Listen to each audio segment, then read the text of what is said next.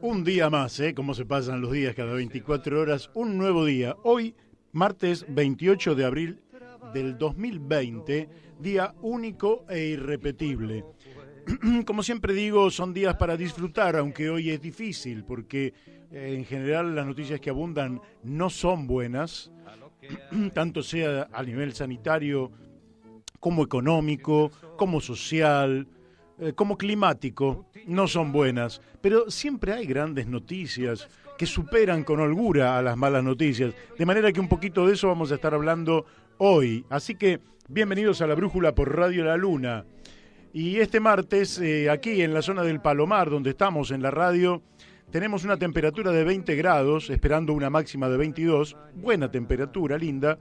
Precipitaciones 100%, es decir, vamos a estar bajo el agua. Yo venía manejando y llovía, y por un momento unos chaparrones tremendos que digo, llegaré a la radio porque por ahí me agarra alguna zona inundada, pero felizmente pasé por el túnel de Aedo de la calle Juan B. Justo y estaba bien, estaba libre y pude llegar a la radio sin problemas. Viento de 21 kilómetros y una humedad cercana al 100%, ¿para qué le voy a decir con tanto detalle? Así que es el día que tenemos, gris, con lluvia, mojado, con coronavirus, con malaria económica. ¿Qué le voy a decir? Masitelli, ¿de dónde va a sacar alguna buena noticia? Ya se la voy a dar. Espere un poquito. Le vamos a dar, entonces, todos los buenos días a todos los que nos escuchan, tanto sea por la antena de AM 1140, que se quedaron enganchados aquí en Radio La Luna escuchando tangos y ahora llegan a La Brújula, como aquellos que nos están escuchando por las aplicaciones, que cada día son más, son muchos más cada día, y también todos los que nos escuchan por internet. Esto ocurre a lo largo y a lo ancho del país y hoy seguramente también nos van a estar escuchando en otros países, porque tenemos algunos contactos que con invitados de otros países que también están difundiendo el programa para que los escuchen naturalmente en el momento en que ellos van a salir al aire. Esto es totalmente lógico cuando hablamos de grandes distancias. Le vamos a dar los buenos días a quien me acompaña para que este programa sea posible y llegue con total nitidez a los oídos de todos ustedes. Estoy hablando de nuestro operador Héctor Didío. Ahí está Héctor Didío, sin el cual esto no sería posible. El tipo baja la palanquita y acá nadie escucha nada. Así que yo puedo estar hablando aquí como un loco. Y también le doy los buenos días a mis acompañantes de siempre, que no vienen por razones sanitarias de que estamos en cuarentena. Me refiero a Daniel de Abrantes, buenos días Daniel, y a Daniel Pérez, buenos días Daniel. Dos Daniel, no me confundí, los dos se llaman Daniel. Somos tres y dos se llaman Daniel. Le vamos a dar los buenos días a Radio Fénix de Corrientes, que lo encuentran en el 92.1 MHz, y a la directora, la doctora, porque es abogada, Mónica Colunga, una excelente periodista y una excelente profesional, una excelente compañera. Y también le vamos a dar los buenos días a Radio La Paquita, FM 88.9 en Uspallata, Mendoza, allí a más de 2.000 metros de altura, en un microclima extraordinario que en algún momento alguna minera quiso destruirlo con minería a cielo abierto, de manera que iba a meter bombas para destruir montañas, y con la resistencia de los vecinos se impidió que se destruya aquel microclima extraordinario que usted puede vivir yendo de vacaciones, por ejemplo, allí en Uspallata, Mendoza. Y bueno, a quienes dirigen la radio, a Gustavo Figini, Elvio Yadanza y también al amigo Alberto Muñoz. Todos los reportajes, incluidos los que hemos hecho ayer, los puede encontrar en el canal de YouTube La Brújula en la Luna. ¿Cómo va a ser el programa de hoy? Bueno, el programa de hoy básicamente lo vamos a tener a Rodrigo Gómez, que nos ha mandado un audio, porque yo se lo he pedido, si no él sale directamente, pero yo le he pedido que nos mande un audio desde España, que lo envió ayer, no lo pudimos pasar ayer, vamos a ver si lo podemos pasar hoy. Muchas gracias Rodrigo Gómez, si no lo pasamos hoy será el lunes que viene, pero en algún momento va a salir porque es un tema que está vinculado a una materia que siempre tratamos aquí, que es el ingreso básico universal o renta ciudadana, y entonces quería pedirle para saber cómo estaba la opinión en Europa. Lo vamos a tener a Mentor Sánchez, que es doctor en psicología, sociólogo, investigador, autor de varios libros y artículos, ex dirigente y ex candidato bueno, les decía que es ex dirigente de Ecuarunari, que es una fuerza, una corriente política allí en Ecuador, y fue candidato también a la vicepresidencia de Ecuador. Le vamos a preguntar por la situación en la que quizás peor esté sumergida una ciudad en toda América Latina, que es Guayaquil.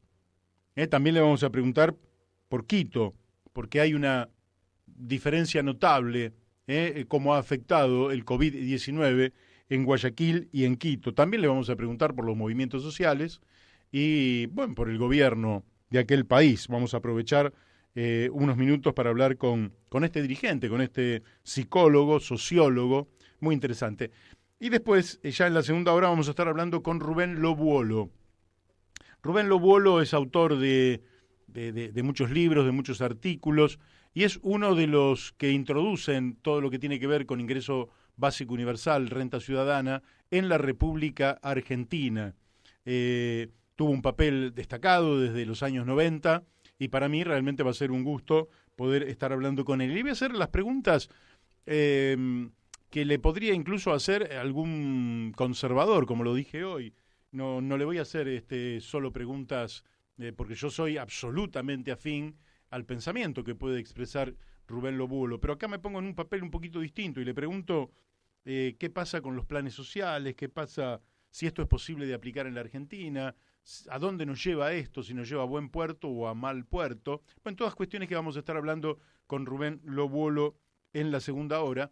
Y ya dentro de la primera hora también vamos a estar hablando con Carlos Méndez, que tiene su columna generalmente en la segunda hora de este programa, pero que hoy, a solicitud mía, lo vamos a tener ya sobre el final de la primera hora, antes de la 1 de la tarde. Quiere decir que ha quedado presentado los 4 participantes en el día de hoy, que ya son muchos, y a veces me dicen, no, tenés muchos participantes y se van enganchando unos con otros. Hemos tenido 5, 6 y realmente, bueno, yo no sé, por eso le he llamado en algún momento tormenta de palabras a esta brújula en la cual nos desenvolvemos, nos encontramos tan cómodos. Creo que en el programa 162, si le erro por uno, voy a hacer bien las cuentas, pero creo que este es el programa 162 desde que hemos nacido, aquel 1 de octubre del 2018. Así que, dicho lo anterior, me encantaría poder comentarles en unos pocos minutos lo que podríamos dar en llamar la nota editorial del día de hoy. Esta nota tiene que ver con un análisis que yo pretendo que no sea demasiado crítico, pero que nos ponga en alerta. No deseo ser demasiado crítico porque me parece que no corresponde. Hoy todos los argentinos naturalmente estamos unidos en un combate contra un virus del que se sabe muy poco, aquí en la Argentina y en general en la humanidad. En fin, han avanzado sobre el virus en particular, pero cuáles son sus comportamientos, sus posibles mutaciones. La ciencia siempre reconoce cuando las cosas pasaron, pero todavía no pasaron. Estamos en medio del río y no sabemos si estamos en medio del río o en qué parte del río estamos. De manera tal que en esta lucha contra el coronavirus, contra el COVID-19, estamos todos unidos y eso está fuera de discusión. De manera tal que mis observaciones van a ser observaciones sobre 3 poderes: el poder ejecutivo, el poder legislativo y el poder económico.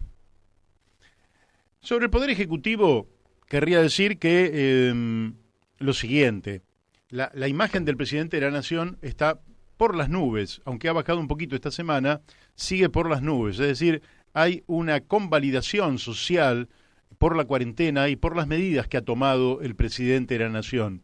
Sin lugar a dudas, al recorrer el mapa del mundo, uno observa que en los lugares donde se ha menoscabado en forma absoluta el comportamiento de este virus, la tasa de mortalidad, el colapso de los sistemas de salud, la velocidad de contagio que ha logrado el virus es alarmante.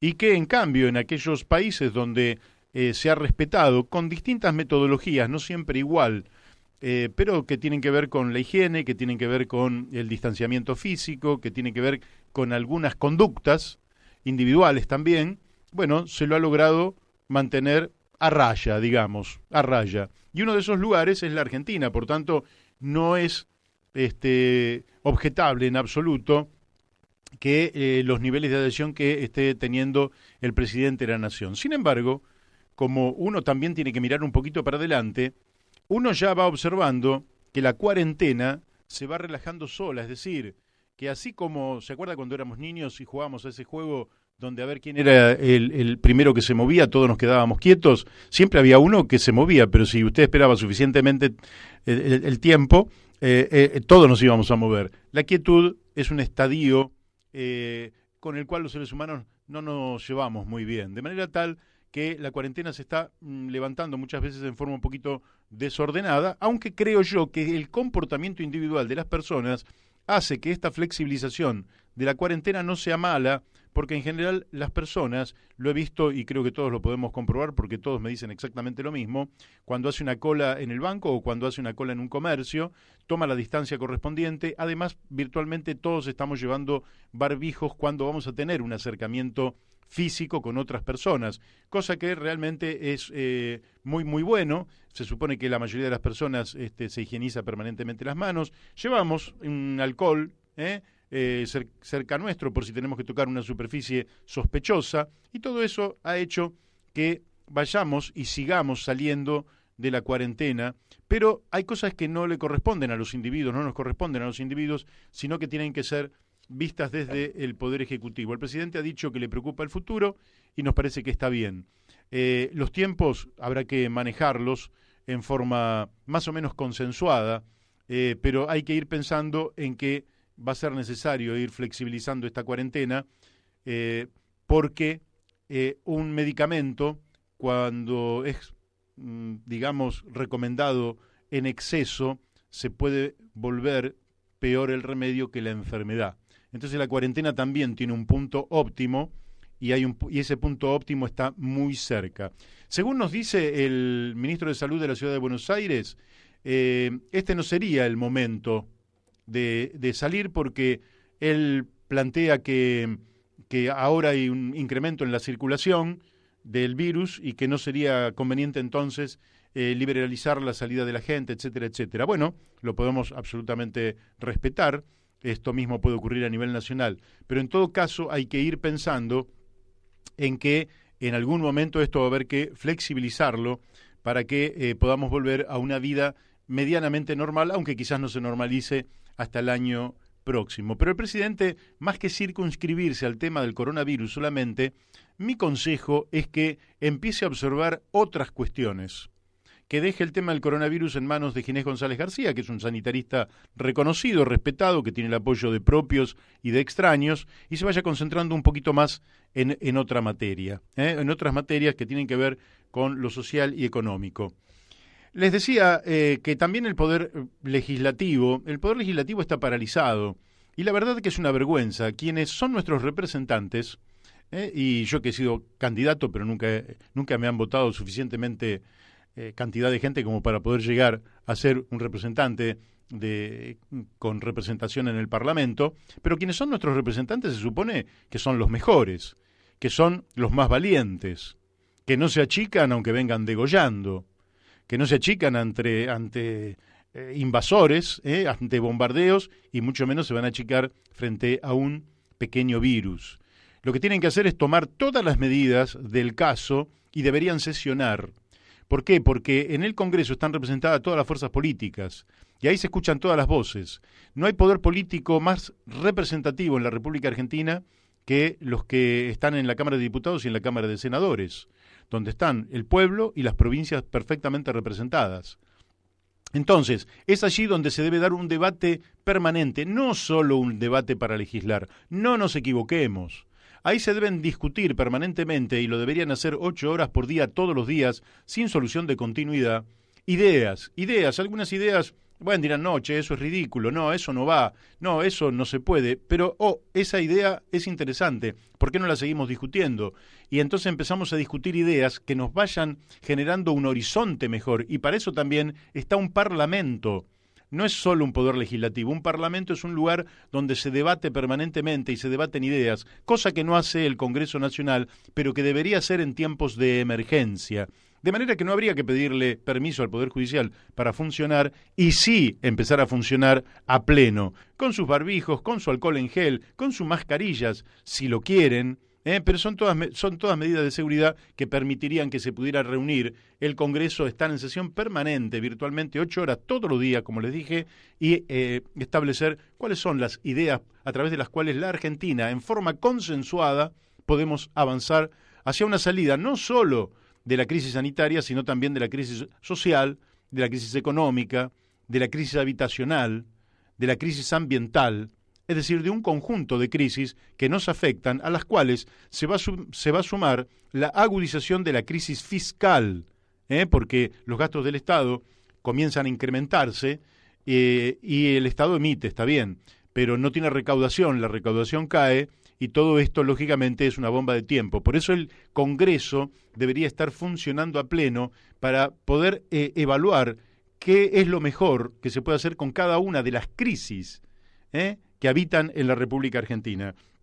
Finalmente, quiero decirles que el poder económico, toda la derecha, está en estos momentos tratando de operar para ver si, habiendo perdido en la elección de 2019, porque todos ellos votaron por Mauricio Macri, logran ahora arrebatarle a Alberto Fernández la dirección económica de esta etapa. ¿Por qué? Porque, ¿cómo lo quieren hacer? Lógicamente, no lo quieren decir en la forma brutal que lo estoy diciendo yo. Lo hacen en forma subrepticia.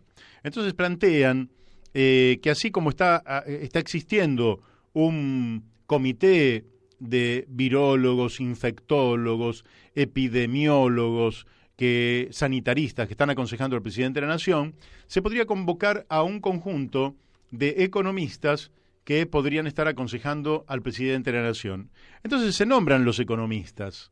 Entonces dice Roberto Labaña, el primero, pero todos sabemos que Roberto Labaña ya ha desistido de manejar el Consejo Económico Social, por tanto es una persona que no va a estar, que sería lo más progresista de este entuerto. Carlos Rodríguez, que es un hombre del SEMA, que es un hombre de la ortodoxia, de la Escuela de Chicago, de Martínez de Oz. Carlos Melconian, que es también un hombre vinculado al neoliberalismo, que ha atenuado sus posturas últimamente, pero que efectivamente en su momento, allá hace muchos años, estuvo vinculado a la transferencia de deuda privada al sector público.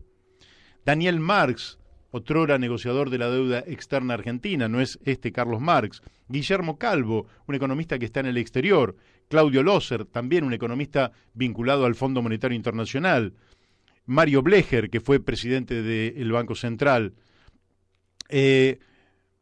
Y otros, a los cuales se sumarían algunos empresarios como Eduardo Costantini, Jorge Brito o Eduardo Escasani.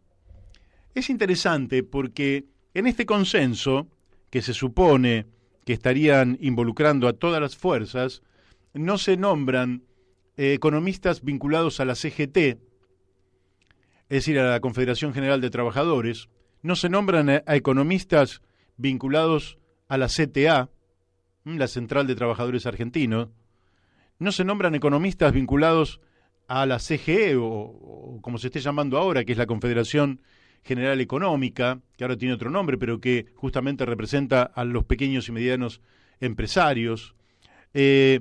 No se nombra a ningún economista de izquierda. Entonces, ¿qué estamos? Estamos frente a una maniobra.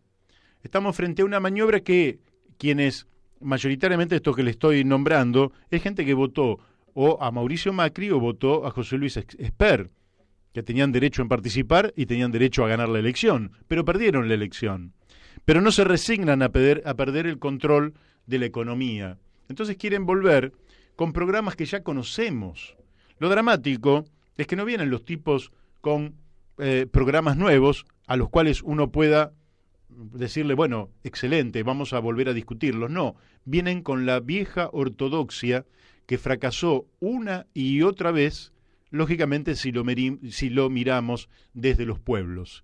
Es un éxito para el capital porque los ricos, el 1% más rico o el 1 por mil más rico, ha incrementado sus fortunas en forma alucinante, pero millones y millones de niños, adolescentes, trabajadores, hombres y mujeres de nuestro pueblo han visto entrar a la pobreza por la puerta de la casa, no la pueden echar, y la culpa de esto no la tiene ningún fenómeno natural. La culpa de esto la tienen estos economistas que vuelven al ataque para tratar de manejar la economía argentina cuando perdieron la elección. Yo espero que el presidente Alberto Fernández no se deje influenciar por estos cantos de sirena. Bueno, y aquí seguimos en La Brújula por Radio La Luna, AM 1140, y ya estamos en contacto con Mentor Sánchez, doctor en psicología, sociólogo, investigador, autor de varias obras y artículos, y ex candidato a vicepresidente del Ecuador. Muy buenos días, Mentor. ¿Cómo está usted por allí en Ecuador?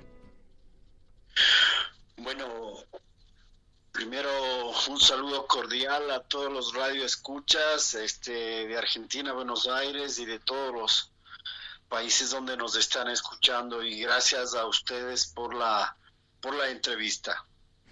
Bueno, mi primer pregunta es por lo que más nos preocupa a los argentinos, que es por esta situación que están viviendo ustedes, muy crítica con el COVID-19, allí en Guayaquil. ¿Cómo está la situación en estos momentos, Mentor? Bueno, esta pandemia, que es ya universal, efectivamente ha venido afectando, creo que a todo el mundo, a todos los países y a las sociedades en general, ¿no? Acá en el país no es una excepción. Me parece que a partir del mes de febrero, cuando empieza un poco el sistema de contagio, entramos en una situación bastante compleja. Me parece que el brote de la epidemia en Guayaquil como foco de infección prácticamente sorprendió, a mi modo de ver, a las autoridades, a todo el país, y me parece que no se tomaron las debidas precauciones, seriedad y responsabilidad frente al manejo y a una estrategia para enfrentar una crisis de esta naturaleza, que ya se venían viendo los efectos a nivel de Europa. Claro. Acá el gobierno lo que ha hecho luego de un mes de que brotara la pandemia es declarar la emergencia nacional, luego el estado de sitio y algunas medidas como son el famoso aislamiento social, que consiste en quedarse en casa, que todos ya sabemos. Así es. Y bueno, alrededor de esto se viven planteando diariamente las autoridades, digamos, el cumplimiento casi restricto a más de las medidas de control, de vigilancia y en algunos casos hasta de represión social, ¿no? Uh-huh. Ahora, el tema es que acá en Guayaquil es una ciudad muy poblada, que pasa los 3,5 millones de habitantes, pero las condiciones de pobreza, de salubridad, de falta de servicios, de empleo son sumamente altas. Ajá. Es una situación crítica, aunque las ex autoridades del Partido Social Cristiano, una organización de derecha con el actual alcalde, han planteado que Guayaquil ha estado viviendo siempre un modelo exitoso. Privatizaciones, aplicación del modelo neoliberal, pero en realidad los resultados con esta pandemia se han visto que son totalmente contradictorios a ese modelo exitoso. Es decir, ha incrementado la pobreza, las formas de hacinamiento, tal como pasa en el Guasmo, ¿no es cierto?, en el Monte Sinaí, uh-huh, donde prácticamente son quienes han resultado ser los más afectados, y que hoy se llega a nivel nacional casi que a cerca de 23.000 casos de contaminación. Amigo. Entonces, es una situación crítica la pobreza. Entonces le dicen a esa gente, claro, quédate en casa, pero no tienen casa. No salgas a trabajar, pero no tienen trabajo. Claro. Lávate las manos, pero no tienen servicios básicos como agua potable, alcantarillado, luz, etcétera. Entonces, claro, el gobierno lanza a través de sus medios de comunicación formales la campaña de quédate en casa y la responsabilidad a la ciudadanía. Sí. Y claro, el gobierno acusa que son los sectores bajos y pobres los que no obedecen y los que están fomentando la contaminación, pero no es así, porque es gente que vive del día a día, los sectores informales, y no tienen un sustento diario. ¿Y eso qué refleja?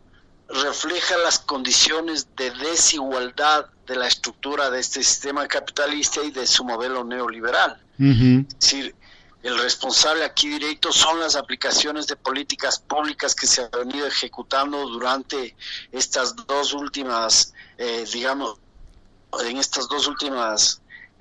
décadas, digamos, de este modelo, especialmente a cargo del gobierno correísta y ahora morenista de Alianza País, ¿no? Que son, a mi manera de ver, los responsables de parte de esta pandemia. Porque no olvidemos que este gobierno y el gobierno anterior fueron los responsables prácticamente de un endeudamiento que estamos bordeando los 70.000 millones de dólares, por un lado. Por otro lado, hay una cifra similar solamente por actos de corrupción del gobierno anterior, que no han sido debidamente procesados, aunque hay sentencias últimas que condenan al expresidente y vicepresidente por 8 años, pero que no se ha recaudado absolutamente un solo centavo para los fines necesarios como estamos pasando en este momento. Y entonces lo que hace el gobierno es emitir medidas paliativas. Por ejemplo, en el ámbito económico plantean de alguna manera una recaudación mayor de impuestos y una contribución voluntaria que les llaman el gobierno, entre comillas, a los obreros, a quienes tengan un salario de $500 para arriba, y la reducción de los sueldos a los principales funcionarios del Estado. Situación que va a permitir recaudar cerca de $300 millones. Pero que paradójicamente al mes de marzo, más de 500 empresas en el país están debiendo más de $1.400 millones y no se cobran. Y en el 2019, este gobierno de Lenín Moreno perdonó a los banqueros y empresarios una deuda por más de 2.500 millones, aunque otros aseguran que son más de 4.000 millones de dólares. Entonces, frente a esta situación, otro de los errores que me parece que no son atinados de parte del gobierno es que en esta crisis el gobierno decidió pagar por los bonos de la deuda externa cerca de $325 millones, que tranquilamente podrían ser invertidos en el tema sanitario, claro, ya que esta pandemia desbordó prácticamente el sistema sanitario del país. Prácticamente no se dio abasto el sistema hospitalario, el número de camas, la medicación, ¿no es cierto?, incluyendo las funerarias. Todo colapsó, absolutamente todo colapsó por una falta de planificación, estrategia y recursos. Esto es sumamente grave, digamos, porque a mí me parece que, a más de culpar a la gente de los sectores humildes y pobres, hay una corresponsabilidad del Estado. Claro. Y esta pandemia se ha convertido en una tragedia, dada la cantidad de miles de muertos y fallecidos que tenemos en el país, lamentablemente, y de las familias que han perdido a sus padres, hermanos. Cada ciudadano guayaquileño de algún modo tiene un familiar que se ha ido con esta pandemia. Claro. Entonces, nos ha encontrado con un sistema sanitario sumamente precario y deficiente de recursos, sin la atención suficiente que se pueda realizar Y esto pues prácticamente ha Mentor, desbordado ahí está bien. no solo el sistema sanitario, sino el sistema... Mentor, ahí tenemos una baja en el volumen de su voz. ¿Me escucha bien? Bueno, ¿me escucha Sí, bien? ¿aló? ¿Me escucha bien? Sí, sí, sí. Venía perfecto y en un momento se perdió su voz en la A comunicación. ver, ¿qué pasó? No tengo idea. Pero Ah, no lo sé, pero quiero preguntarle, si usted me permite, porque creo que la descripción anterior quedó bien explícita, muy clara, preguntarle cómo están los movimientos sociales allí en Ecuador, si en esta etapa están totalmente inmovilizados o accionan de alguna manera en estos tiempos donde la tecnología permite también algunos pequeños milagros. Me gustaría saber cómo están los movimientos sociales en Ecuador. bueno, respecto de los movimientos sociales, efectivamente habría un primer momento en que todos hemos sido sorprendidos por esta pandemia, pero inmediatamente ha venido la reacción. Por ejemplo, el sector de los trabajadores en el Ecuador ha rechazado todos los despidos intempestivos que ha causado esta pandemia y que las grandes empresas y pequeñas empresas han empezado a cerrar y afectar la mano de obra, por un lado. Eso ha generado mayor desempleo y justamente los sectores, digamos, del trabajo han planteado que se dé más importancia y se generen más fuentes de trabajo y que se invierta más en la producción Claro, bien. y que no hayan los despidos intempestivos a los trabajadores. Ujú. Esto del lado de los trabajadores, por ejemplo, el sector productivo también se ha dado de alguna manera paralizado, porque prácticamente todo ha entrado en una especie de anomia social, en donde no ha habido circulación, ha habido un paro en la actividad productiva, como el mismo sector energético, petrolero acá, básicamente, además con una crisis de ruptura de los oleoductos y la baja del precio del petróleo, la reducción de las exportaciones, la disminución de los impuestos, todo eso ha causado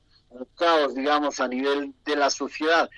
Los movimientos, en este caso el movimiento nacional y coordinario, lo que han estado haciendo es un sistema de difusión de los efectos de la pandemia, de planificación y de prevención al interior de las comunidades y nacionalizando el consumo a través de mingas y a través del intercambio de productos alimenticios entre los miembros de las comunidades. Muy bien.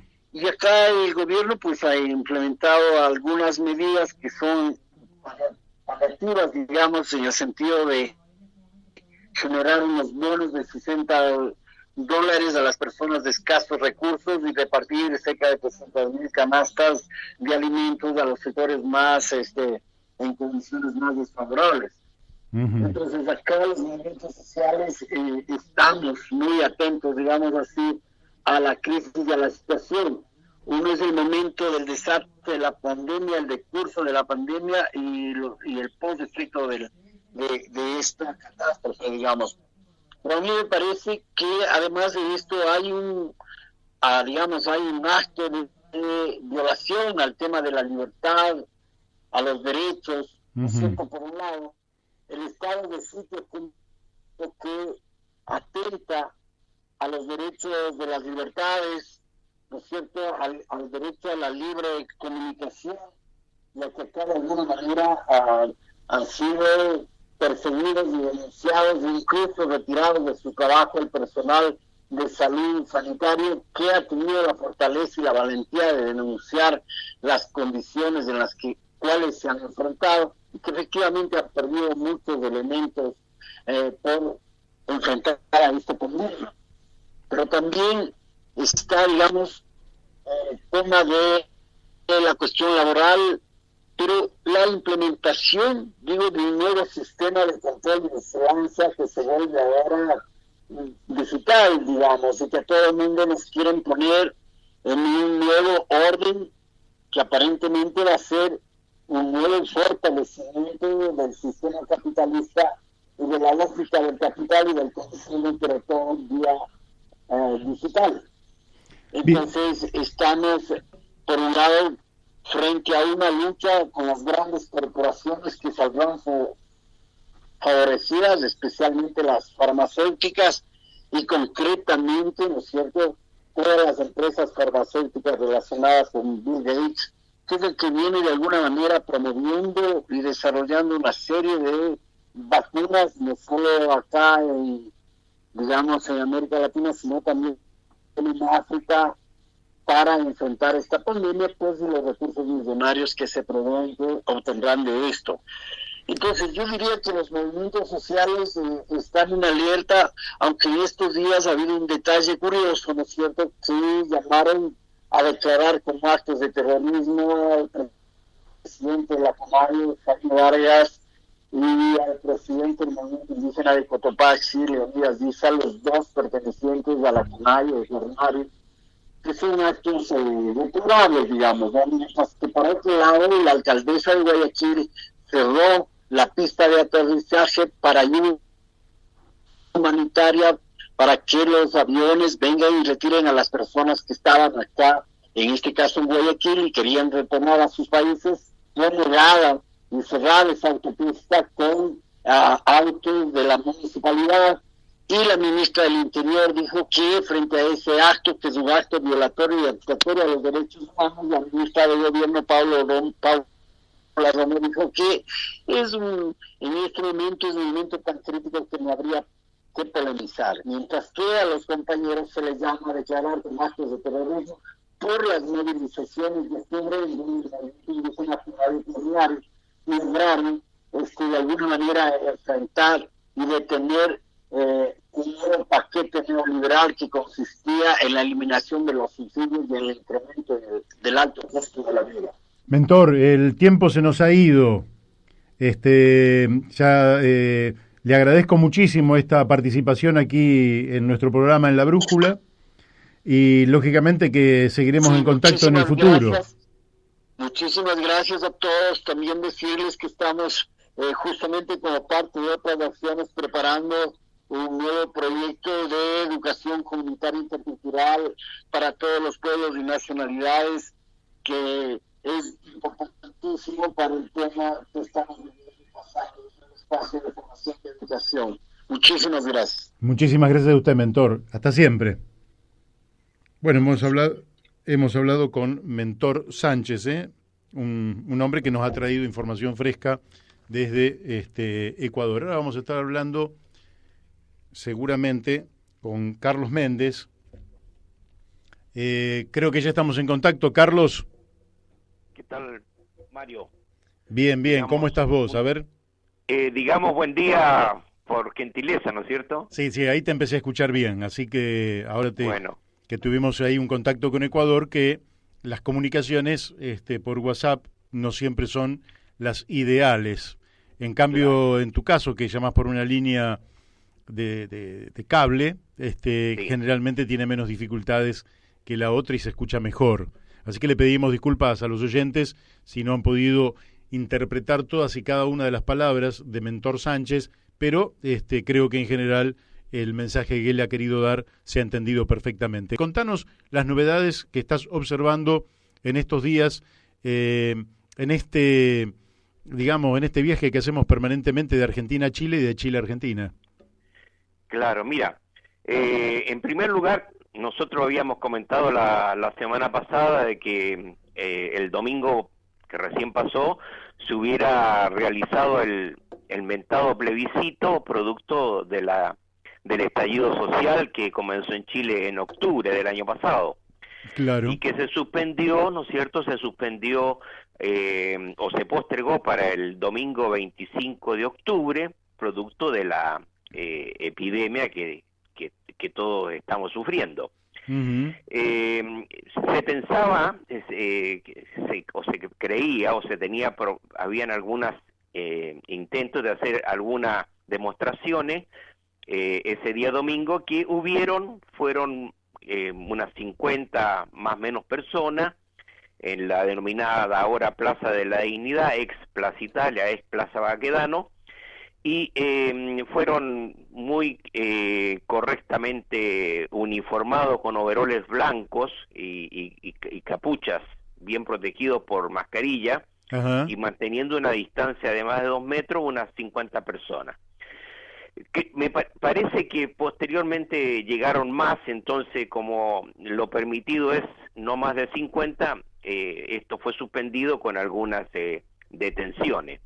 Ahora bien, este tema, lo de fondo, Mario, es que hay desde la clase política y del gobierno en particular una propuesta de velada aplazamiento del plebiscito del 25 de octubre por una nueva constitución. Ajá. Primero, digamos, con argumentos en relación al tema sanitario, que todos conocemos. Claro. Pero después el presidente Piñera ha hablado, digamos, del tema económico, o sea que no estarían dadas las condiciones para aquello. Ahora, eso ha traído una protesta de la oposición de mantener el acuerdo, que fue un acuerdo del Congreso, de que dicho evento se realice en la fecha que está programada, el 25 de octubre, y que por lo tanto el gobierno y las autoridades electorales debieran tomar los recaudos para que dicho evento en octubre, ya Sí. entrada bien la primavera, y suponiendo de que el tema coronavirus va a estar algo opacado, este evento electoral fundamental para Chile pueda realizarse. Claro. Ahora, manifestaciones, Mario, continúan. Ya hay programado, esto tiene un riesgo bastante significativo para la población que participa, obviamente. O sea, tener overoles protegidos, máscaras determinadas, etcétera, es un costo. No toda la gente manifestante pueden realizarlo. Han Claro, sí. habido algunos otros conatos también en algunas localidades, en algunos municipios, como anoche en que se conmemoraba, más bien algunos celebraban, otros conmemoraban el día de los carabineros, su aniversario, y hubieron unas manifestaciones en un lugar de la comuna de La Florida, y que terminó a los tiros, unos Ah, mirá. y heridos. Hubieron, digamos, contramanifestantes que al parecer serían carabineros de civil que habrían hecho este baleo. Ajá. Y este 1 de mayo, el viernes, está programada una manifestación en ese lugar, digamos, denominada la Plaza de la Dignidad, y otros lugares. Entonces esto es algo, digamos, sería algo más masivo de trabajadores, y el tema es el riesgo que esto trae a la población participante fundamentalmente. Claro. Aquí no hay diferencias. Bueno, quedaremos a la expectativa de esto, Mario, pero lo que ha sucedido también estos días a nivel internacional es bastante grave. Bueno, aquí se está analizando acá en Argentina la situación de nuestro país, Argentina, en relación con el Mercosur, pero también estas relaciones bilaterales entre Chile y Argentina. Y lo de Que, fondo es... que tuvieron un problema serio el viernes pasado. Sí. Bueno, el viernes, esto digamos, fue un operativo, una operación de Marco Enrique Dominami. Ya en cierta oportunidad yo comenté que Marco Enrique Dominami es a Alberto Fernández como Durán Barba era para Macri. O sea, hay una relación así particular y que provoca, en el caso de Marco Enrique Dominami, Meo, que es amigo personal del presidente Fernández, este asunto va a continuar, ya que este político chileno monitorea el Grupo Puebla, y eso organizó el viernes pasado una reunión de dicho grupo, y en el cual participaron muchos, en su mayoría eran políticos chilenos de oposición, Sí. en el cual el presidente Fernández hizo la introducción. Según los políticos chilenos que participaron, dice que solamente fue un saludito, que no participó en el debate de la oposición chilena. Ahora, ¿qué dijo Fernández y que provocó unas reacciones de parte del gobierno y de la Cancillería chilena? Fernández dijo lo siguiente, comillas: lo que estoy viendo ahora en Chile me pone muy contento, ver a mi querido amigo Marco, Enrique Ominami, a amigos del socialismo, demócratas cristianos y comunistas, me pone muy contento porque eso es lo que le hace falta a Chile, que vuelvan a unirse, que zanjen diferencias para poder recuperar el poder en favor de los chilenos.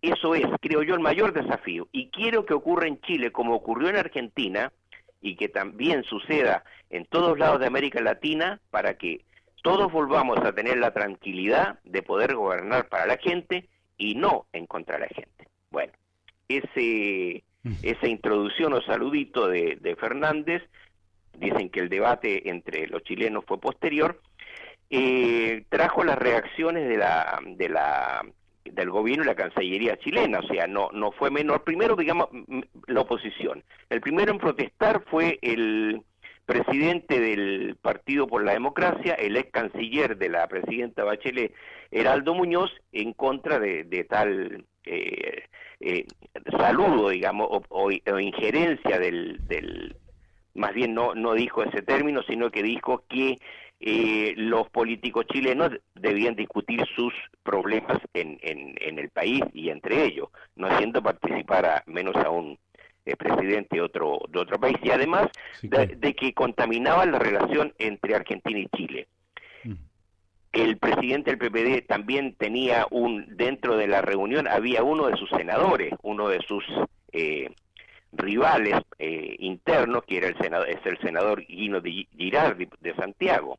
Y también hubo una reacción bajo el lema no contaminar la relación de Argentina y Chile, de una serie de políticos de la Concertación, que obviamente no participaban, los que participaban en el Grupo Puebla también eran de la Concertación, también habían sido ministros y otros cargos de los gobiernos anteriores, de Bachelet, Lagos, Elwin y Frei Ruiz Tagle, y otros que criticaban este evento, también personas tan importantes como la ex canciller Soledad Alvear, la ex ministra Mariana Elwin, el ex ministro Eduardo Ninat y un largo etcétera. Espera, dame un poquito ahí para ir aclarando las cosas.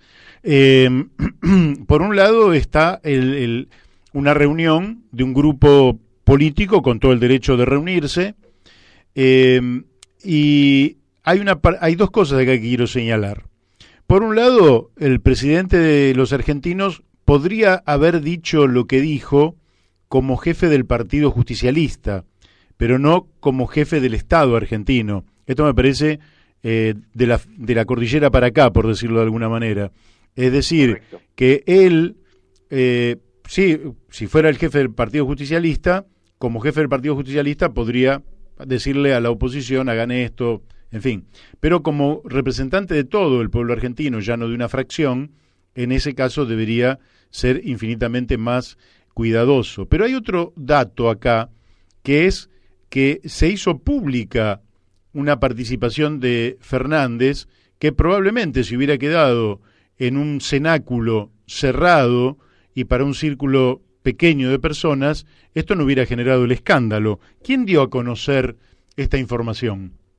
Bueno, la información está, digamos, en el sitio web de este Grupo Puebla.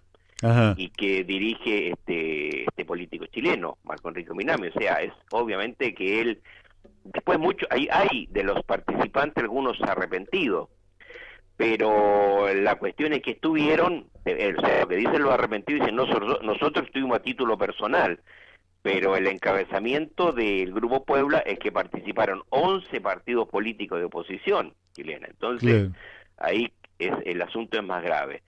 Ayer habló Fernández con Piñera. Claro, pero eso coméntalo tú, que debes tener más información al respecto, pero yo quería agregar que esta conversación de Fernando llamar a Piñera es producto porque Piñera en Santiago, todo esto digamos ya parece una serie de comedia de equivocaciones, Piñera llama el día domingo, llama al encargado de negocios de la Embajada Argentina en Santiago, y para reclamarle o presentarle, bueno, un reclamo, dicho de otra forma más diplomática, explicaciones, digamos, de esta situación que estamos comentando. Claro. Sí, no, yo no tengo información acerca de lo que habló Fernández con Piñera, pero seguramente trataron de limar asperezas, porque Bueno, me parece que no le servía a ninguno de los dos mantener una tensión en este momento. Sí. Mira, fue una comunicación telefónica larga, más de 45 minutos, en la cual también estuvo presente el Cafiero, es el ministro Cafiero. Sí, Santiago. Santiago, sí. Y ahí arreglaron las cosas. O sea, Fernández dijo que más allá de cualquier diferencia tenemos que unirnos en estos difíciles momentos que atravesamos por la pandemia.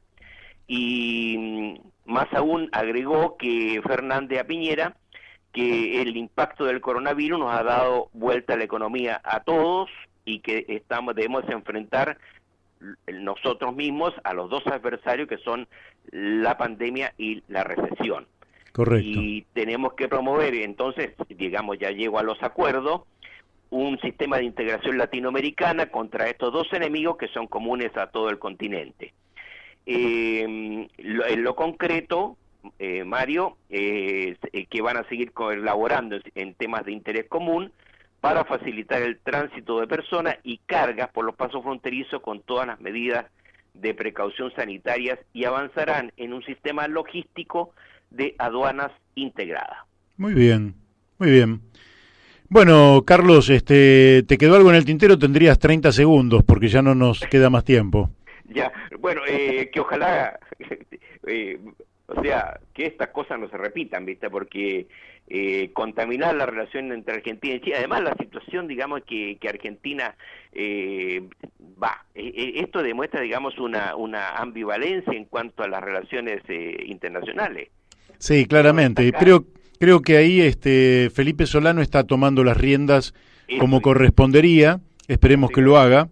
Y se le están pasando algunos temas que son justamente de su incumbencia sin que él da la sensación de que no tuviera respuesta, pero la verdad que sinceramente no sé qué es lo que está pasando, pero bueno, son temas de las relaciones propias de una cancillería. No sé si Felipe Solá es la persona más indicada, porque siendo un gran político al que yo conozco, el que fue gobernador, diputado, en fin, que tiene todos los antecedentes, no sé si es una persona para la carrera diplomática y si está bien familiarizado con todos los protocolos y con la formación que tiene un diplomático. Carlos, te dejo porque tenemos que ir a la tanda de la radio. Te mando un fuerte abrazo. Hasta la próxima. Chau, Hasta la próxima. Chau. Bueno, vamos a la tanda de la radio y después seguimos con más La Brújula por Radio La Luna. Bueno, seguimos aquí, en La Brújula por Radio La Luna con todas las dificultades que hemos tenido en el día de hoy, que han sido varias de comunicación. No tengo claro si es un problema de un día de tormenta, si es por otras razones técnicas, pero bueno, mil disculpas a todos. Espero que se esté normalizando y podamos llegar de la manera más clara a todos ustedes. Hoy les decía al comenzar, ¿qué noticias podemos dar como buena? Miren, le voy a dar una buena noticia que tiene que ver porque el hecho de la llegada del coronavirus ha centrado la mirada, la inteligencia, el espíritu en el tema de la muerte. Y todos los días estamos evaluando cuántos muertos tenemos por coronavirus. En la Argentina, hasta el día de ayer, eran 197 muertos, lo cual es realmente siempre lamentable, como cualquier muerto por cualquier motivo. Siempre, lógicamente que rechazamos por defensa de la vida, por una cuestión natural, a sabiendas, por otra parte, que todos los seres vivos tenemos un ciclo finito y una perspectiva de vida, de manera tal que con esa conciencia los seres humanos nos perpetuamos hacia el futuro con nuestros hijos, con nuestros nietos, con los hijos de nuestros nietos, y así sucesivamente. Y esto es lo que hace que el ser humano, que tiene una finitud, porque lógicamente somos seres biológicos y tenemos una perspectiva de vida que en la Argentina más o menos alcanza los 75 años, pero que justamente pensamos y nos da fuerza para vivir el hecho de que tenemos hijos, de que tenemos nietos, de que sabemos que la vida va a continuar cuando nosotros ya no estemos. Y entonces, ¿cuál es la buena noticia, Masitelli? ¿Qué tanta...? Bueno, un día como hoy, en la Argentina, en promedio, nacen aproximadamente 2030 chicos. Es decir, que 2030 nuevos seres humanos están dando a luz en la Argentina, en esta parte del planeta Tierra que hemos dado en llamar República Argentina.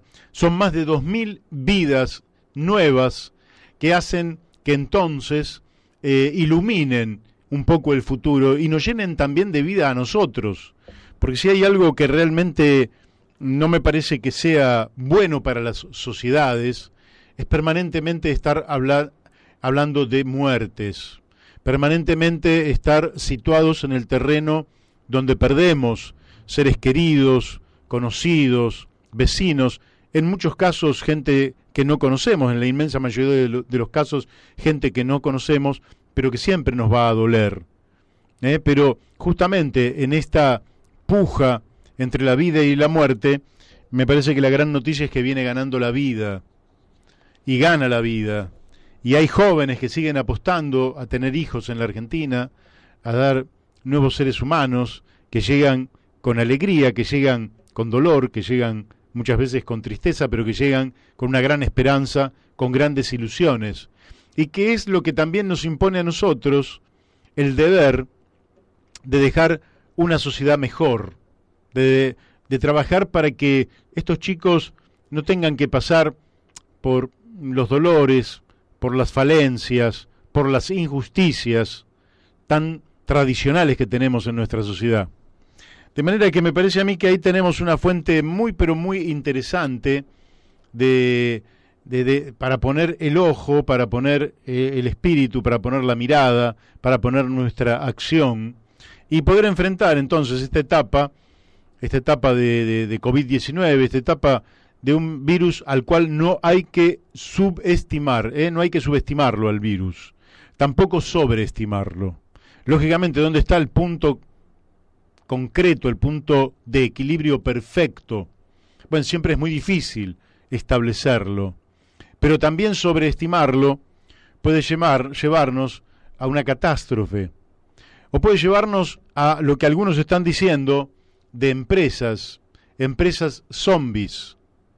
Pero también podemos ser seres humanos zombies, una suerte de personas que en vida hemos resignado protagonismo por miedo, hemos resignado participación por miedo, hemos resignado contacto físico por miedo, hemos logrado el aislamiento social por miedo, hemos logrado la división, que es la gran recomendación de cualquier rey: divide y reinarás.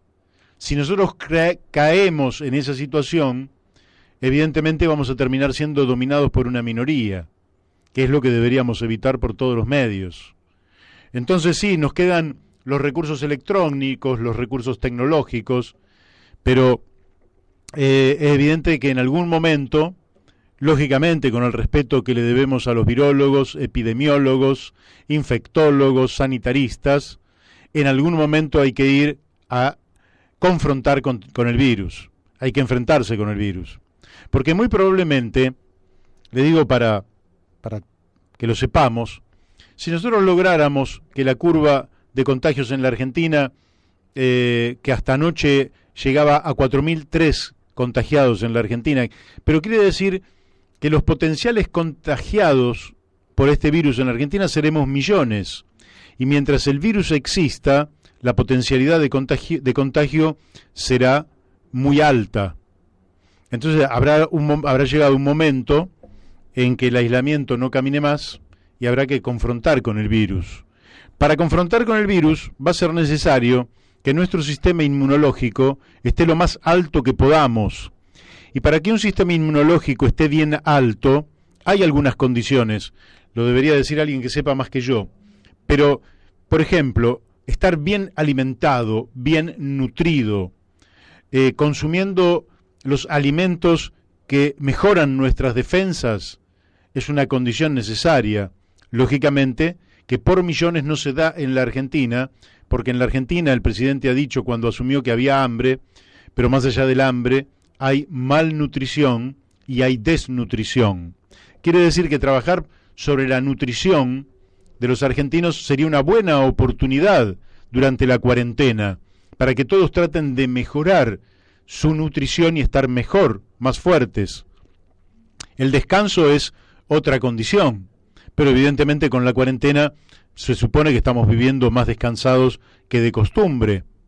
Otra condición es tomar sol en los horarios adecuados, lógicamente, y sin excesos, pero la vitamina D es fundamental para el sistema inmunológico y esta proviene de nuestro contacto con el sol, que es el que activa, como bien nos comentaba ayer Laura Deriu, el que activa a un conjunto de células y de microorganismos que son nuestro ejército para la defensa de nuestro cuerpo. Entonces hay que tomar sol.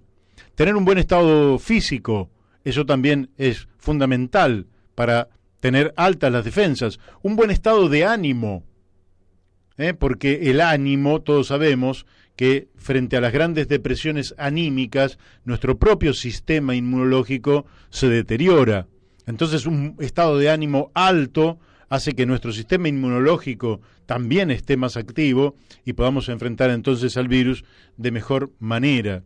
Lógicamente que no todos pueden estar en condiciones de confrontar con el virus, porque las personas mayores, no sé exactamente de qué edad, dicen mayores de 65 años, las personas que tienen enfermedades de base, crónicas, que ya se han mencionado tantas veces, como diabetes, o problemas respiratorios, o problemas cardíacos, o hipertensión arterial, en fin, u otro tipo de patologías, también deberían protegerse de una manera permanente respecto del virus.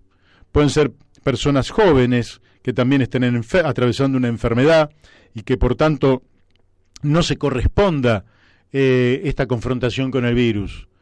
Pero evidentemente va a llegar un momento donde, con la protección del caso, tengamos que salir a la calle y volver a la actividad.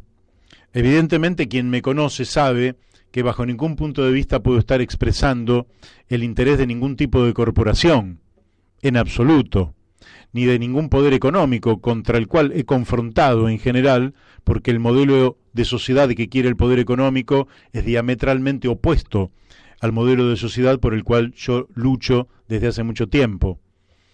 Pero sí observo que enamorarse de la cuarentena es un verdadero peligro para los argentinos, como para cualquier sociedad, y que ir restableciendo las normas de una convivencia sana, inteligente, cauta, precavida, tomando todas las precauciones del caso, es el camino al cual debemos empezar a apuntar, no sé si para dentro de 15 días o para dentro de 30 días o para dentro de 45 días. Es un tema a discutir. Yo no soy el dueño de la verdad, es un tema que se debate. ¿Cuánto riesgo está dispuesto a asumir una sociedad? ¿Verdad? ¿Cuánto riesgo está dispuesta a asumir? Bueno, son temas discutibles, porque el miedo no es sonso. Y cuando una sociedad tiene miedo, y ayer lo escuchaba Alejandro Katterbach diciendo que la sociedad argentina es una de las que más miedo tiene en el mundo, bueno, frente al miedo, evidentemente, tenemos que consensuar en qué momento va a ocurrir esto y quiénes son los primeros que van a salir. Se amagó con que los jóvenes podrían empezar y los niños podrían empezar a salir, y después se dio marcha atrás, porque no se lo creyó conveniente. Pero es indudable que todos estamos viendo que termina también afectando la vida física y la vida psicológica de niños, de bebés, de adolescentes, y también de trabajadores, de hombres y mujeres adultos, que les está golpeando la cuarentena. Por eso también me parece que el presidente debe decir que en el horizonte está salir, que no es un túnel infinito en el que nos hemos metido y que no hay luz al final del túnel. Hay luz al final del túnel. Y hay que señalarlo, y hay que decirlo, porque eso es también lo que nos da fuerza, lo que nos da, nos levanta el espíritu para decir, bueno, vale la pena luchar y cuidarnos, porque nuestra vida va a volver a ser plena dentro de no tanto tiempo. Lógicamente que los infectólogos tienen una mirada, y esa mirada es absolutamente respetable, pero no es la única mirada, no es la única, porque lo escuchamos a hombres altamente calificados, como el doctor Kahn, y él dice, bueno, no sabemos, por las dudas decimos que no, pero dice muy bien él, no sabemos. Yo creo que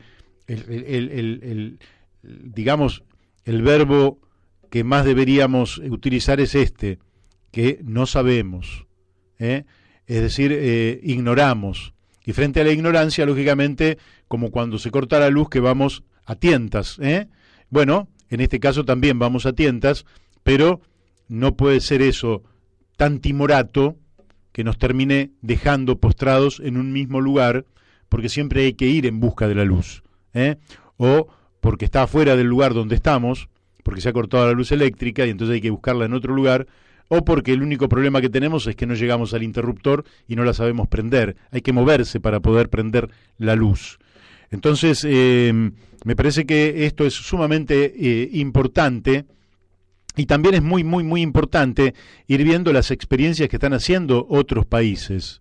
No todos han hecho el mismo tipo de experimento, y hay países a los cuales quizás con menos cuarentena les haya ido también muy bien, pero en general son países cuyo sistema de salud estaba mucho mejor preparado que el nuestro para afrontar esta pandemia. Ayer lo escuchamos al doctor Guillermo Pacagnini, aquí en este programa, de la CICOP, CTA de la provincia de Buenos Aires, observando el desfinanciamiento histórico de este sistema, es decir, no del último gobierno de Macri que lo desfinanció, sino de gobiernos también de hace mucho tiempo.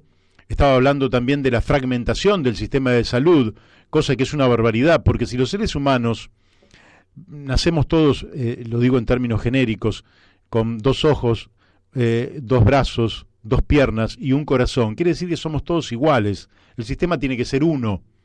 No puede haber varios sistemas como si fuéramos animalitos distintos. No, tiene que haber un sistema. Bueno, la fragmentación del sistema hace a la inoperancia e ineficiencia del mismo.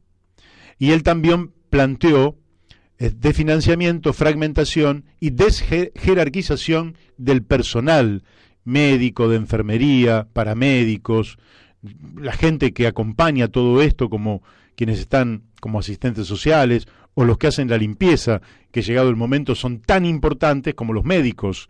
Todo eso se ha desjerarquizado en la Argentina, sobre todo en el área pública, y todo eso tiene un costo.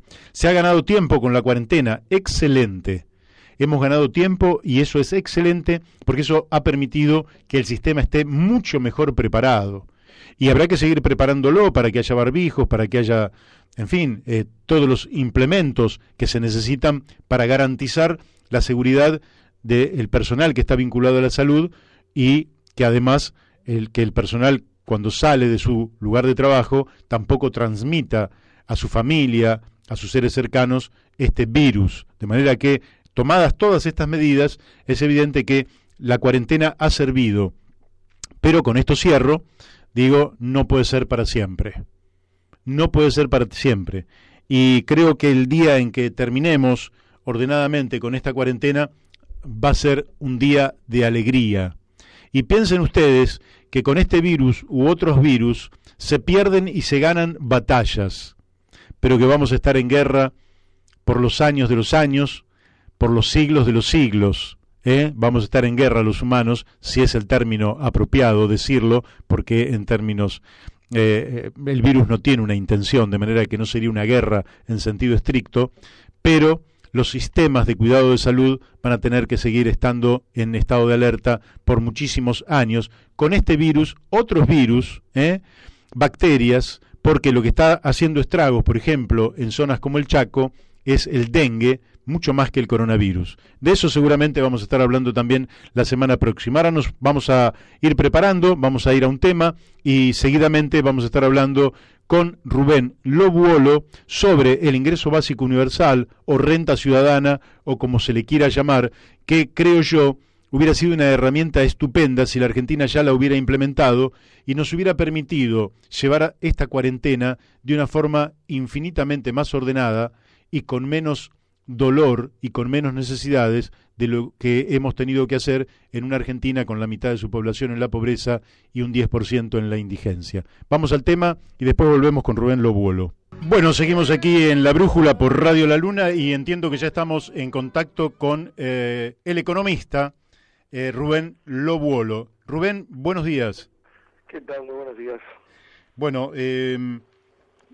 te quiero decir que para mí es un gusto poder charlar con vos, que de nombre te conozco hace muchísimos años, pero nunca hubo, digamos, un cruzarnos en algún lugar que hiciera posible poder conversar contigo, así que para mí esto es una interesante oportunidad.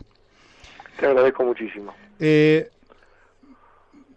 Básicamente quería charlar contigo sobre el ingreso ciudadano o renta ciudadana o ingreso universal, ¿verdad? Y si yo no sé mal, vos fuiste uno de los primeros que incorporó esta temática en la Argentina. ¿Me podrías recordar más o menos para qué fechas vos incorporaste esto, por lo menos que tuviste un papel protagónico en lo que fue el debate de estas cuestiones? Lo recuerdo hace muchísimos años, pero ¿me lo podrías precisar? Y tal vez el punto de referencia es la publicación de un libro en la colección de políticas públicas de mi centro, del Centro Interdisciplinario para el Estudio de Políticas Públicas. En el año 95, el libro se llamó Contra la exclusión, la propuesta del ingreso ciudadano. O sea, por ubicar en el contexto, digamos, de las reformas estructurales durante, digamos, los gobiernos peronistas de Carlos Menem. En realidad esa era la referencia que teníamos en aquel momento, y básicamente es un libro donde abordamos la temática de prácticamente todas las disciplinas, e inclusive con autores muy reconocidos en la materia del extranjero, el caso de Philippe Van Parijs, sobre la cuestión más bien filosófica de la problemática de la solidaridad, recuerdo, Klaus Hofe, un politólogo alemán también, realmente que respeto muchísimo, sobre cómo sería un funcionamiento, digamos, democrático que avalara una propuesta de este tipo, en fin. Recuerdo a Alberto Barreto, y que lamentablemente se no está más, que tenía un artículo para mi gusto excelente sobre la cuestión fiscal, escribía Roberto Gargarella, bueno, había muchas personas, estaba un artículo sobre la cuestión del ingreso ciudadano y y género, que escribía en aquel momento Laura Pautaggi. Digo, me parece que ese fue el hito, yo diría que fue un hito en Argentina y en América Latina. Creo que fue el primer libro que se publicó sobre la temática en América Latina. Y luego, a partir de allí, digamos, seguimos trabajando prácticamente hasta el día de la fecha. De hecho, un libro que se podría llamar complementario a ese salió unos 3 años después y se llamó La pobreza de la política contra la pobreza. Ajá, interesante título. También en la misma colección de políticas públicas, de paso agradeciendo la oportunidad, ambos libros están para bajarse digitalmente de forma gratuita del sitio del CIEP. Yo diría que de aquella época hasta acá obviamente y siempre con el pensamiento crítico que nos caracteriza, venimos analizando el tema, ¿no? Bien, bien.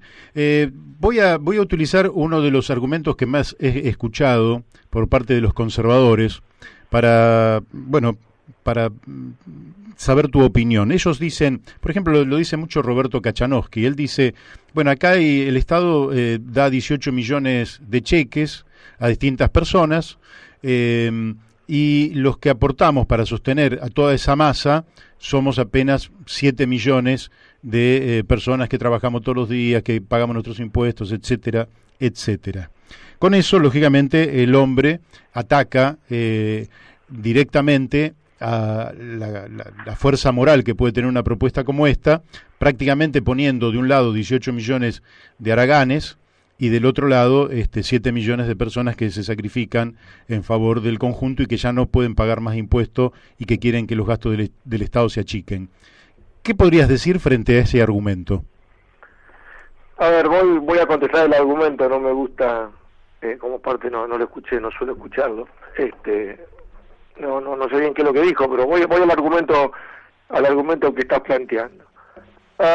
En primer lugar, creo que habría que reflexionar que al ingreso ciudadano también le preocupa eso.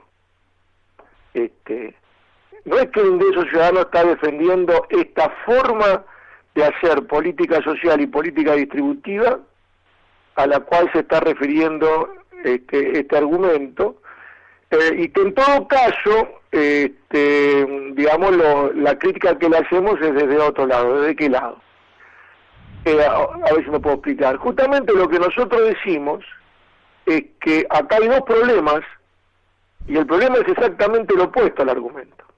El argumento sostiene que lo que está financiando eventualmente al Estado son las personas que trabajan, que están empleadas, o que etcétera. Esto no es así. En primer lugar, sobre todo en el Estado argentino, hay una preeminencia muy fuerte de los impuestos indirectos, si se quiere, de los impuestos universales, que la pagan todas las personas cuando consumen, y todas las comparaciones internacionales hechas por organismos, digamos, renombrados, e incluso organismos paraestatales, digamos, multiestatales o multilaterales, como suele llamarse, indican que en realidad en Argentina hay una muy baja recaudación de impuestos directos, de impuestos progresivos, de impuestos sobre patrimonio, de impuestos sobre los ingresos altos, en comparación con países que para nada pueden catalogarse de países que tengan un Estado socializado, ni mucho menos, como puede ser la mayoría de los países europeos o el propio Estados Unidos en muchos casos. Entonces ese argumento es un argumento endeble.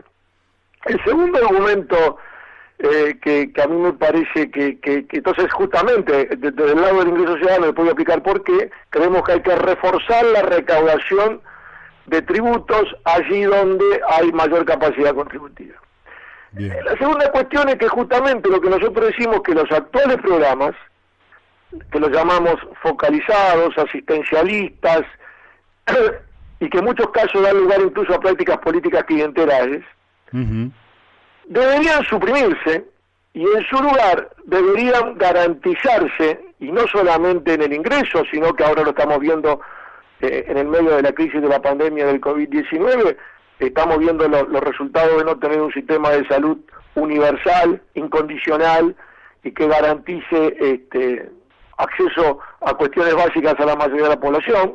Digamos, lo que nosotros proponemos es que justamente se dé un derecho al ingreso a todas las personas, incluyendo a los ricos, incluyendo a la gente que tiene capacidad, para evitar todas estas prácticas que están aconteciendo ahora, que tienen problemas de todo tipo. Un problema, ya lo señalé, que pueden ser clientelares.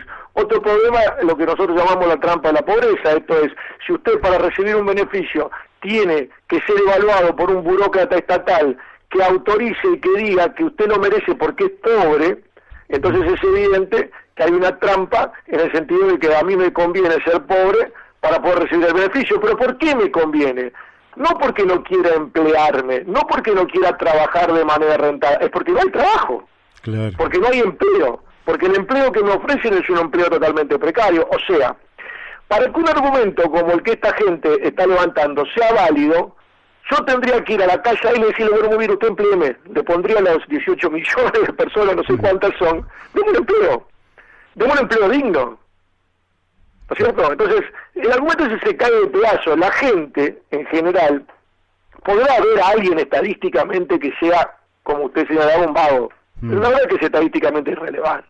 Claro. Es irrelevante, podrá haberlo, y tampoco es tan grave. Más grave es las personas, o por ejemplo, que tienen niños, que no tienen suficiente ingreso para darle de comer al niño, y que por lo tanto están en este momento criando y educando niños desnutridos, cuyo daño, digamos, físico y psíquico prácticamente es irreversible. O sea, el problema que tienen las actuales políticas es que dejan a muchos afuera que deberían recibirlo. Claro. Entonces, el argumento es al revés. ¿No? Digo, ¿pone crear el ingreso de los ricos? Sí, justamente por lo que dije antes. Porque lo que yo garantizo, del mismo modo que los ricos pueden ir a un hospital público, los ricos pueden ir a una escuela pública, y nadie diría nada porque están en su derecho, porque son derechos garantizados universalmente. El problema es que si un rico, por seguir el ejemplo, que lo estoy forzando, recibe el ingreso ciudadano, luego deberá pagar impuestos y, entre comillas, devolver lo que recibió, si los ingresos, si el patrimonio que tiene amerita que lo haga. Entonces a mí no me preocupa pagarle al rico, a mí lo que me preocupa es no estar cobrándole un impuesto adecuado a la capacidad contributiva que tiene. Entonces el argumento es al revés, por eso usted le entrega el ingreso ciudadano a todos, que sea universal, y no como ahora que lo que es universal son los impuestos. O sea, lo que tiene que ser universal son los beneficios, porque eso construye ciudadanía, porque eso construye integración social, porque eso construye solidaridad social, y luego usted tiene que focalizar mucho más de lo que está ahora la tributación, simplemente para cerrar y para con argumentos que no son que son incontrastables. Uno de los trabajos que más se ha, digamos, publicitado en el ambiente académico y en mucha prensa del mundo son las investigaciones de Tomás Piketty y su grupo de investigación, o una gran red de investigación que prácticamente abarca todo el mundo, y lo que están probando a nivel global y también a nivel de países es que en las últimas 3-4 décadas se está verificando una concentración brutal de riqueza en el mundo. Y que esa concentración de riqueza está fundamentalmente explicada por el 10% de lo más rico y por el 5% y mucho más por el 1% de lo más rico. O sea, hay una concentración cada vez mayor en la cúspide de la distribución de la riqueza de los ingresos. Y esto lo está diciendo, digamos, gente que ha hecho estudios que abarcan, digamos, un siglo y medio. Son trabajos que están estudiando la distribución del ingreso y la riqueza prácticamente desde el siglo XIX para acá en los países que tienen estadística y a los que se puede acceder. Entonces yo diría que, contrariamente a ese argumento, voy a cerrar ese argumento, esta cuestión de que si yo le doy dinero a las personas, van a ser unos vagos que no van a querer trabajar y no van a buscar más empleo. Si esto fuera así, prácticamente, en primer lugar, el capitalismo no hubiese podido avanzar como avanzó, porque nadie trabaja solamente para cubrir sus necesidades básicas. Seguro. ¿No es cierto? O sea, habría que preguntarle a los que dicen ese argumento, si yo te doy a vos un ingreso ciudadano básico, ¿vos dejarías de trabajar o vos trabajás para tener no solo más ingresos, sino para tener estatus, para poder acceder a o sea, hay un montón de motivos por lo cual la gente quiere mejorar su situación económica y no hay ningún estudio en el mundo que pruebe que las personas, por acceder a un beneficio básico que le cubra necesidades básicas, pierdan estímulos para seguir buscando empleo, para seguir trabajando. Lo que sí van a estar en otras condiciones en todo caso de hacerlo. Van a poder discutir de otro modo el salario que le pagan, las condiciones de empleo y una cantidad de cuestiones que convengamos que en los últimos tiempos son motivo de discusión en el mundo entero. O sea, lo que estamos viviendo en este momento es justamente una precarización brutal de la fuerza laboral que está perdiendo calidad de vida, que está perdiendo ingresos, y en todo caso lo que hay que replantearse son políticas que vuelvan a colocar, si se quiere, la relación entre las clases más subordinadas y las clases más dominantes en una forma un poquito más igualitaria, ¿no? Bien, bien. Bueno, casi que has desarrollado el tema con una amplitud excelente. Te quiero hacer otra pregunta que tiene que ver con algo que yo sigo este tema hace muchos años, así que no son preguntas para las cuales podría tener algún tipo de respuesta, pero creo que vos sos la voz más autorizada en esta materia y por eso te hago la pregunta. Lo que la gente muchas veces te dice, no, eso estaría bien, pero desde el sentido común dice, ¿de dónde sale esa plata? Porque la plata que ingresa al Estado actualmente, el Estado ya la gasta.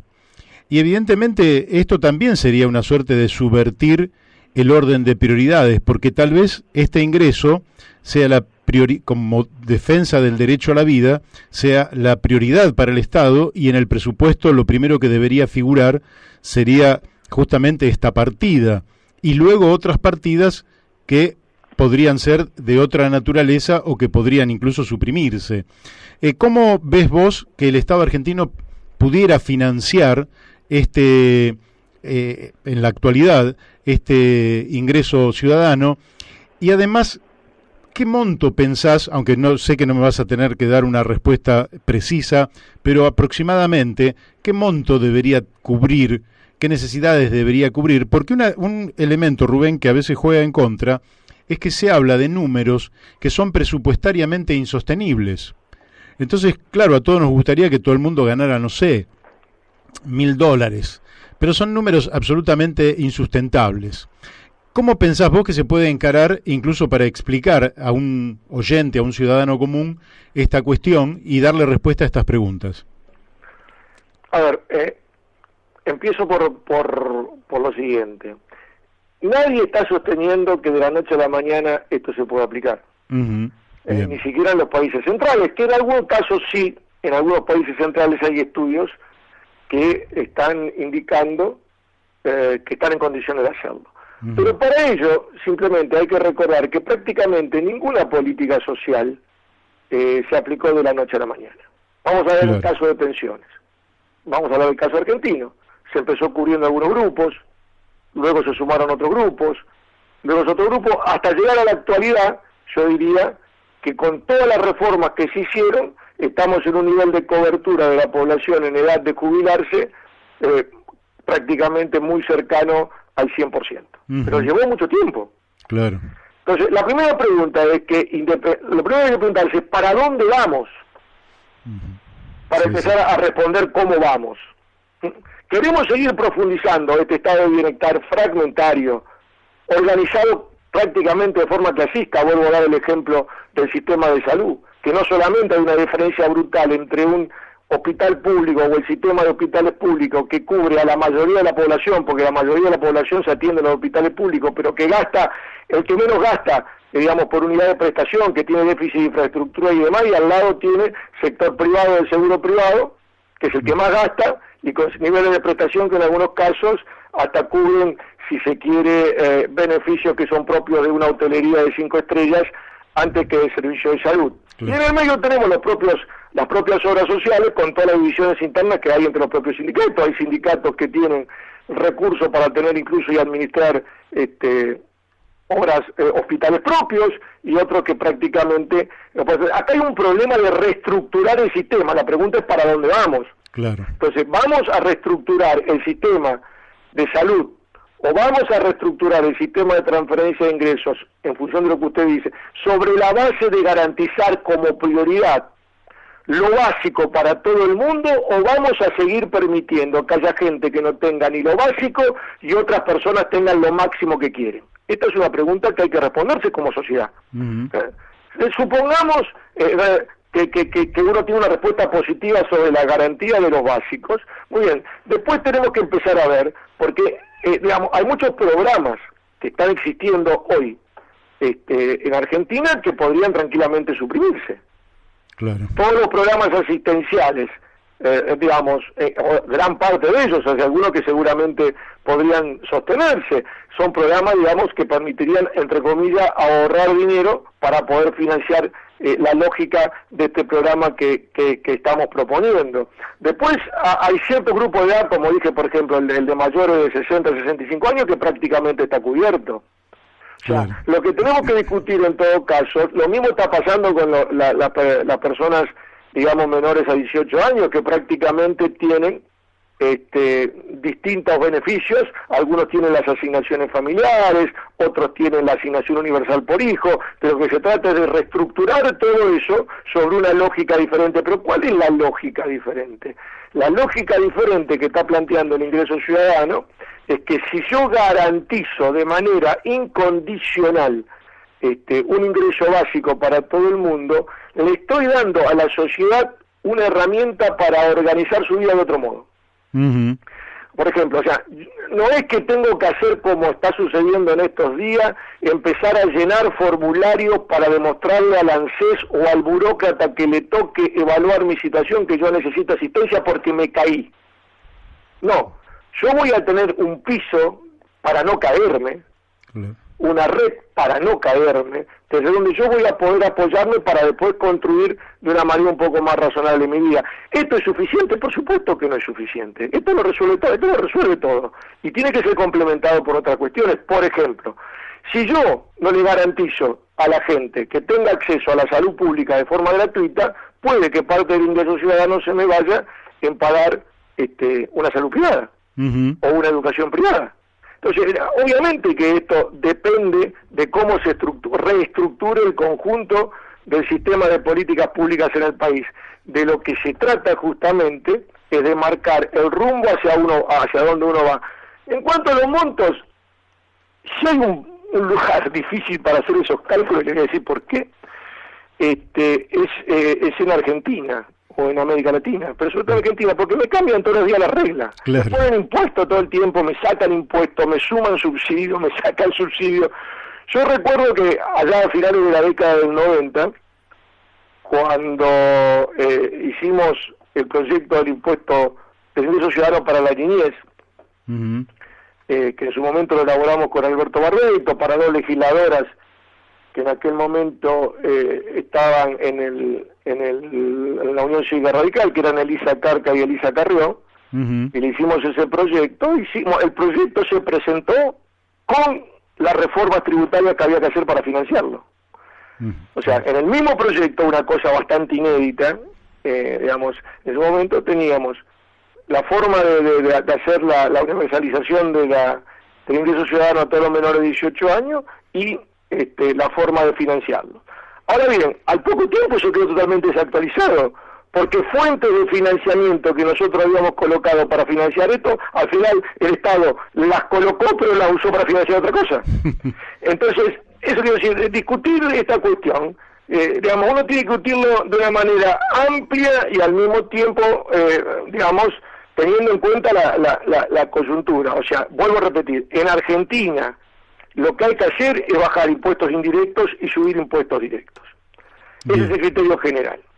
¿Sí? Bien. Y hay que incorporar otros impuestos que están absolutamente, si se quiere, fuera de la agenda en el país y que sin embargo están totalmente en la agenda de debate en otros países a partir de lo que yo les señalaba previamente sobre el debate de la desigualdad, el impuesto a la herencia. Algunos me dirán, con eso no vas a recaudar mucho. Es probable que no recaude mucho, yo tengo mis dudas, pero lo que sí estoy colocando es un direccionamiento hacia dónde voy. Uh-huh. Luego tengo que ver qué puedo hacer en materia de impuestos a la riqueza o a las grandes fortunas. Luego tengo que ver, por ejemplo, hay todo un espacio también tributario de impuestos verdes, digamos, que en Argentina prácticamente no tienen presencia. Claro, pero no es solo sumar, también voy a restar impuestos indirectos que hoy están realmente en niveles muy altos, como el caso del IVA. Entonces hay que reestudiar y hacer una programación gradual. Yo no necesito empezar a partir de mañana, pero puedo empezar, por ejemplo, por ciertos grupos de edad y luego tener presupuestado cómo voy gradualmente aumentando la cobertura. Es una discusión, si se quiere, fáctica, como la mayor parte de las políticas públicas, pero que previamente requiere cierta conformidad, como insisto, respecto a cuál es el objetivo, ¿no? Bien. Bueno, te hago la última pregunta, abusando un poco de tu paciencia y de tu predisposición. Nosotros estamos viviendo un mundo que tecnológicamente cambia a una velocidad asombrosa. Al tiempo que algunos lo definen como la era del conocimiento, porque los conocimientos científicos se van multiplicando, esto impacta en la tecnología y esto va cambiando los medios de producción. Ahora, en ese mundo del conocimiento nosotros tenemos a la mitad de nuestros niños en un sistema de conocimiento o un sistema educativo muy decadente, y a nuestros pibes la mitad, según el último informe de la UCA del año pasado, porque ahora debe ser peor, el 52% de los niños y adolescentes por debajo de la línea de pobreza. ¿Vos creés que podríamos elevar hasta ese umbral de pobreza a la totalidad de nuestros niños y adolescentes y mejorar, por tanto, las condiciones para que se incorporen al mundo del conocimiento en mejor forma y no seguir hipotecando el futuro de la Argentina? Sí, evidente, yo creo que se podría hacer, pero no por los caminos por donde vamos. Sí. De hecho, parte de la propuesta del ingreso ciudadano universal, que incluiría, en su caso, y nosotros lo habíamos planteado como un primer paso incluso a los adolescentes y a los niños en edad escolar, es apuntar hacia eso, pero justamente está marcando, yo necesito al mismo tiempo una escuela que esté en condiciones, un sistema educativo que esté en condiciones de responder, por ejemplo, a la demanda que se generaría si se logra hacer lo que vos estás planteando. Porque hoy el sistema educativo argentino está ajustado a esa cantidad y a esa calidad de servicio. Uh-huh. Entonces, eso implica una fuerte inversión también en el sistema educativo. Esto es un tema que venimos discutiendo hace mucho tiempo, pero tenemos un primer ejemplo. Cuando se sacó la asignación universal por hijo, que se hizo de una manera bastante apresurada, digamos, así como sí, recuerdo. Rápido. Había mucha gente, independientemente de la opinión que uno tenga sobre ese beneficio, que decía que iba a explotar el sistema educativo argentino, porque iba a haber mucho más chicos, como se pedía como condición, que vayan al sistema educativo. Uh-huh. Y en realidad no sucedió eso, diría que lo contrario, no fue tan efectiva en muchos casos como se pensaba para incorporar gente. Entonces acá se vuelve a ver la complementariedad entre las distintas políticas. Yo creo que en Argentina, lamentablemente, la educación está muy devaluada socialmente. Incluso lo podemos ver ahora en la propia pandemia. O sea, más allá de lo que uno opine sobre las formas en que se están administrando la pandemia, es evidente una suerte de desidia por parte del poder político con lo que está pasando en el sistema educativo. Ya veremos, no hay ningún plan. Uh-huh. O sea, no me preocupan las escuelas, dicen algunos funcionarios. ¿No es cierto?